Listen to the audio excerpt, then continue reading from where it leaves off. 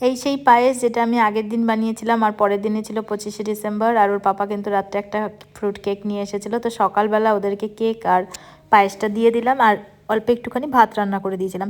দুপুরে আজকে কিন্তু আমাদের জন্য আর কিছুই রান্না হয়নি। আমাদের বাড়ির বাইরে বেরোনোর উদ্দেশ্য কিন্তু একটাই, আগে পেট পুজো তারপরে ঘোরা। তো সেই জন্য আমরা চলে এসেছি কল্যাণী ঢাকেশ্বরীতে, একদম চিরপরিচিত জায়গা। তার সাথে সাথে একটা মেনু কার্ড দিয়ে দিল।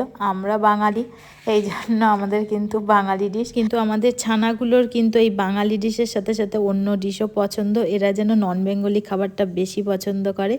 তো ওরা অর্ডার দিয়েছিল একটা চিকেন ভর্তা, সঙ্গে ছিল বাটার নান। আমাদের 2 রকমের থালি ছিল, একটা ভেজ থালি, একটা মাটন থালি। তার মধ্যে প্রচুর রকমের সবজি ছিল, শুক্তো, ডাল, পনির, ইঁচড়, বাসন্তী পোলাও, সঙ্গে মিষ্টি, চাটনি, আলু ভাজা, সব কিছুই ছিল। তো মোটামুটি অল্প করে একটু একটু খেতে খেতে কিন্তু পুরো পেট ভরে গেছে। আর বাইরে কিন্তু জাকিয়ে ঠান্ডাও পড়েছে।